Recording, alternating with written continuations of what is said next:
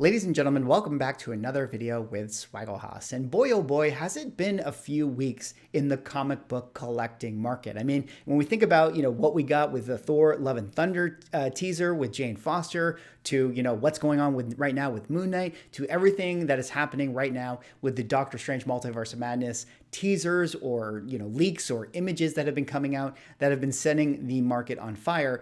There's been a lot of crazy occurrences. And in this video, I really just want to talk about, some of the state of the market, but more importantly, figure out like, how do we navigate, some of these, leaks, trailers, and rumors, because there are different times that you could be buying, certain books that, people are talking about in the market. And I wanted to kind of go over, some of the lifespan journeys of some books and see if we can make some determinations of when might be the best time to make these purchases. But before I get into the video, if you guys could drop me a like or a comment or subscribe if you're enjoying the content, help support the channel, doing those things, I would appreciate it. But let us get into the video here today. And a little bit of a warning, there might be some things you could consider spoilers. I mean, we might go over some rumor stuff. So if you guys don't want to hear about, leaks or rumors or spoilers, this may not be the video for you.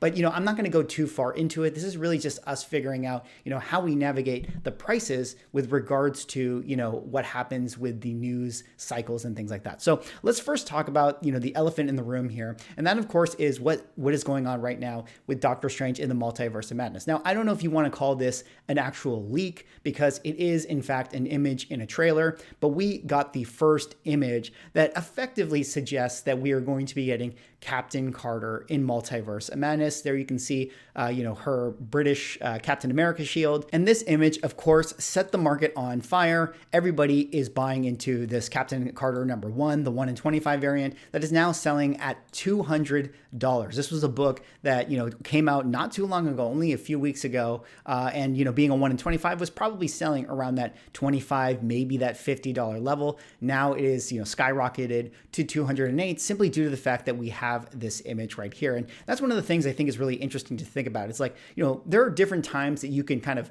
FOMO into a book, right? There's the times when we see it in the trailer and everyone goes crazy for it. There are times when we get things like leaks. And, one of the recent leaks that we've been hearing about is that, High Evolutionary is going to be the villain in Guardians of the Galaxy 3. And we got this image right down here, which was, this was a set photo that got leaked from Guardians 3. Here you can see a poster on the wall that showcases what looks to be the High Evolutionary, as well as we got other images of anthropomorphic animals, effectively insinuating that those are creations of the High Evolutionary. Those were set photos that we got. So now we're kind of like in leak territory for this character right here. And that's kind of moved the market as well. And then we have things like, there are websites or Reddit channels like Marvel Studios Spoilers. And you can check out here, they always have like these rumors that are circulating on the interweb. And they have a lot of people that talk about, rumors of what is happening in the MCU. And usually these rumors will be reported on by various news publications. I've even seen Key Collector,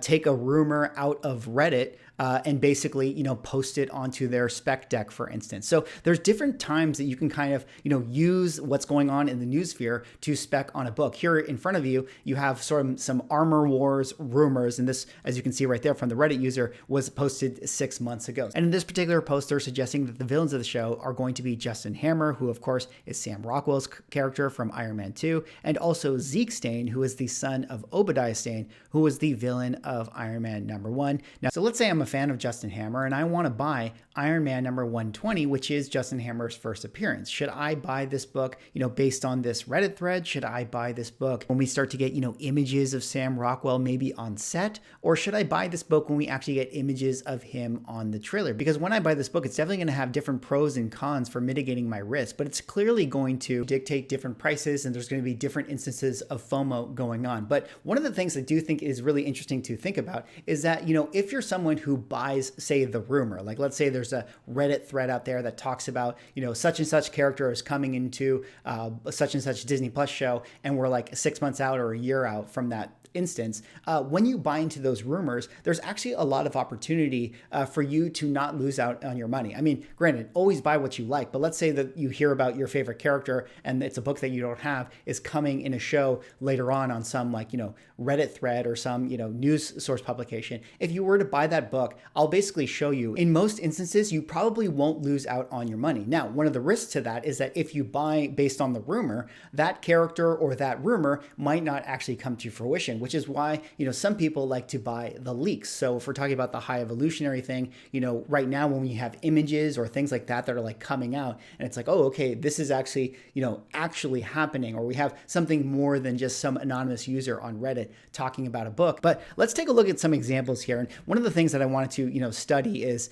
some of the books that have had kind of these lifespan journeys and see if we can kind of make some determinations over, their history. And so one of the books I always like to focus on right now is Thor number 134. I've talked about this book a lot, the first appearance of the High Evolutionary. And one of the reasons why I like talking about this book and analyzing it is because of the fact that there's been so many different rumors over the course of, say the last 2 years, maybe even 3 years. I mean, when we originally got, leaks about Adam Warlock coming. And it's really interesting to think about how this book has moved in the market. And if you're someone who bought, say, at certain rumors, or if you're someone who is now buying at certain leaks, where do you stand to gain money or where do you stand to lose money? So let's take a look at this book right here. I pull up the 7.0 because it has, one of the higher censuses in terms of, volume of sales. So it's a little more clear in terms of the data that we can look at this. But let's just focus here on the last kind of calendar year. Now, we originally got this sort of upswing for this value of this book right here. And this would be, the 2021 comic book boom.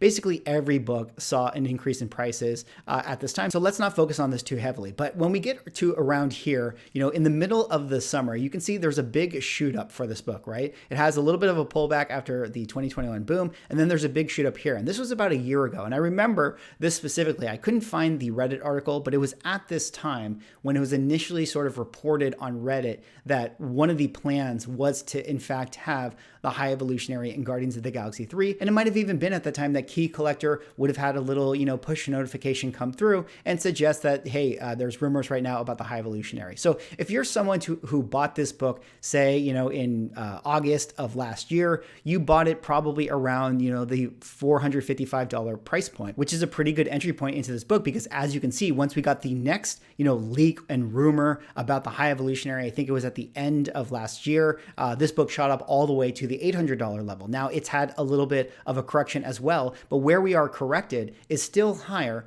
than that of which, say that initial rumor came out last year. So now we're sort of in this kind of, new leak territory where there's a lot of signs pointing to it. And the book is basically trending upwards. But you're now probably thinking to yourself, well, Swaggle we haven't gotten Guardians of the Galaxy 3 yet. And if High Evolutionary doesn't come, what will the prices of those books be then? Well, we can actually have a comparable to figure out what they might be when we take a look at this book right here, which is, of course, Silver Surfer number 3. Now, this, of course, is the first appearance of Mephisto. And one of the reasons why I want to analyze this book is because this book has had a meteoric rise and a huge drop off when this sort of rumored character didn't actually pan out. But if we think about, this book's life cycle, and again, I pulled up the 7.0 grade here, we can think about Mephisto. And in my memory, it was around 2020, the end of 2020. I actually think I have a video about it talking about how Mephisto was rumored to be the villain of WandaVision. And if you were to have bought that book, at that time, say August 31st, 2020, you would have paid $500 for the 7.0 grade. Well, of course, you can see the chart right here. We get WandaVision. It shoots all the way up to $1,500 at the height of the show. And of course, we never ended up getting that payoff for Mephisto. And it now bottoms all the way back down to where we are today, where the book is selling for $840. Now, there is an example of a rumored character that didn't actually pan out. But what do we find here is that actually the prices for which it was selling during the time in which it was rumored are still lower than that of the prices right now when we could maybe call this, say, a failed spec, so to speak. So if we're thinking about, an instance like the High Evolutionary, maybe you're someone who heard, the first initial rumor about the High Evolutionary and you bought that book. Even if in fact fact we get Guardians of the Galaxy 3 later, those data points and the market would suggest that you still bought the book lower than that of which it's going to correct back down to if we don't get the character. Because once people sort of buy into a book or there's eyes on it, essentially what people I think end up doing is they say, oh, well, I already bought this book, didn't come to fruition, whatever, I'll just hold it and maybe eventually he'll come or show up sometime later on down the line. So that's something that is really interesting to think about when we're thinking about buying rumors versus leaks versus trailers, is that if you're someone out there who has the conviction to buy at the rumor time, you have a really good chance of not losing out on your money. Now, there are other examples I can show you guys, and I do want to emphasize that this typically only holds true for books that are like Silver Age and early Bronze Age, because of the fact that, those are, less supply, so they're not going to correct back down as hard as, say, modern books. But there are some examples of modern books that I think it'll be interesting to, show you guys. So let's talk about one right here, which is a key book that has been rumored for quite some time, and see what kind of, the journey for this one has been. So here we have, there's been a lot of reports that the Thunderbolts are eventually going to show up. This was an article all the way back in January 20 of 2020. So of course, Hulk 449 is the first appearance of the Thunderbolts team. So let's kind of take a look at this book's 9.8 life cycle. So if you were someone who, say, saw this article in January of 2020, you would have had to, and you said, hey, you know what? That sounds great. I'm going to buy this book. You would have had to pay around $303. You can see right there, average price. Well, we get to 2021. There's the comic book boom. People are thinking that the Thunderbolts are going to show up in, Falcon and Winter Soldier. And now the book shoots up all the way to $1,000. We don't get the Thunderbolts in Falcon and Winter Soldier. The book tanks and tanks and tanks and tanks and tanks all the way back down to its present day value of $500. So a modern day book that, right now is sitting at the $500 mark. And if you were someone to have bought the rumor, say, at the end of 2020, you're still actually in the green overall. So this is one of those instances where even if it's a modern book, chances are, even if it doesn't come to fruition, you're still going to likely be in the green in most cases. Now, that's not the case for every single book. We have a book like this one right here, Thor 371. This was kind of a spec book for Loki. Everyone was thinking that Owen Wilson's character was going to be this character, Justice Peace, who makes his first appearance in this book right here. But what you can still see is even if you bought the rumor, which of course I remember rumors at the end of 2020 for this book being Justice Peace was maybe going to be Owen Wilson's character. We look here, 9/30 of 2020, the average price was $120. We get the show, it shoots all the way up to $300. Turns out Owen Wilson is not Justice Peace, and it plummets all the way back down to present day value around 104. So even if you bought the rumor for a book like this and you paid $120 back in September of 2020 and the character completely whiffs, here we are in 2022, and there's a book that still sells for around 104. So, again, you only lost out on $15 of investment into a book like that because you were someone who bought the rumor. So to me, the overall takeaway that I'm trying to get across is that when we're navigating these sort of rumors or leaks or trailer images,